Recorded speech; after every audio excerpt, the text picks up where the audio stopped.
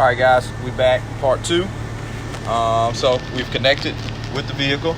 It's telling us exactly what it is. I was wrong. It's 2005. That's why it's always good to look at your paperwork, work orders, and know exactly what you're working on. But this tool can help dummy-proof a lot of that. So it's got us connected here. That's what we do. We're okay. And then we want to go into engine, because that's where our DTCs are stored, that diagnostic trouble codes. And so we don't want to clear the codes. We want to see codes only, because the check engine light is on. That was the complaint. No drivability problems. So now it's just trying to talk with that vehicle. Boom. Catalyst efficiency code. So if you can see that, I hope I'm panning this correctly. So P0420, catalyst efficiency code, bank 1. It's better than a bad cat. These codes are pretty standard as far as when they give them. It's not a whole lot. You can do a back pressure test on your catalytic converters. You can do a heat test, right? You want to see if those converters are overheating. You can look for discolorization, those type of things. But for the most part, when I see this code, it's pretty cut and dry. But what I want to make sure is I want to kind of see what's out there. And one great thing, another great feature of this tool is that you can go up here and see, diagnose other places that have had similar problems. And what it'll give you is it'll give you a tracker, and it'll say top repairs for this, and then it'll come over here and show you, that 1330 of those fixes was replacing the catalytic converter. It can give you technical service bulletins. These are things that the manufacturer puts out, and you can go and see if any of these relate to your specific problem that you're having, or if there was some kind of extended warranty. Sometimes they'll be in here as well.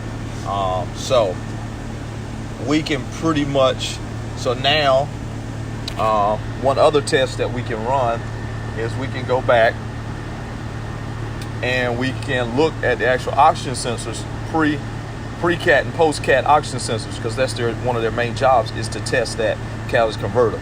So we see that code there, and we kind of back up out of all of this, and what we want to look at is data. This is all your, what they call PIDs, so all of your data information will be pulled up on this vehicle, and we're going to have to go start the vehicle so we can actually see this data. But the good thing is we can go engine 1, and I hope this will have what we need. Sometimes you got to kind of go through several of those to find exactly what you need. So you have all these things. It looks really crazy, but you gotta know what you're looking for. What we're looking for is O2 sensors. So I don't see it here, what I'm looking for.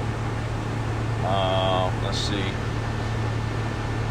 Let's go to this next one, see if it's what we're looking for. Now this will give you mass airflow. It'll give you some other stuff, RPM. We don't want that. We just want to see the oxygen sensors. Now I could have opened up the one that gives us all those readings, but here we go.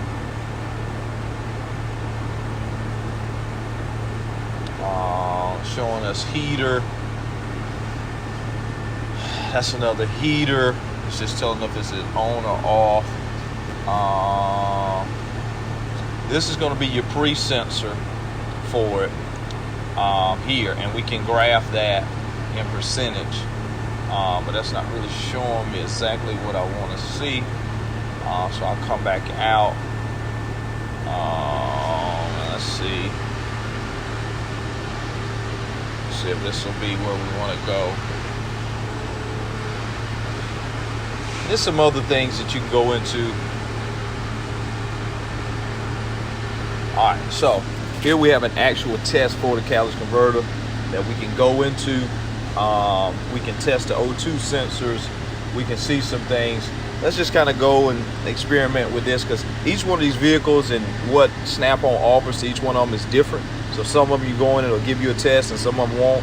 I wanted to see the pre O2, and I'm sure I could find it, but for the sake of time, we'll see if we can go in here and see exactly what this test is going to make us do. So it's gonna give us a list of instructions, precondition. We gotta have to get it to a normal operating condition or a temperature, and then because we know that catalytic inverters don't really start working until they warm up, or they don't start working until they warm up about 500 degrees.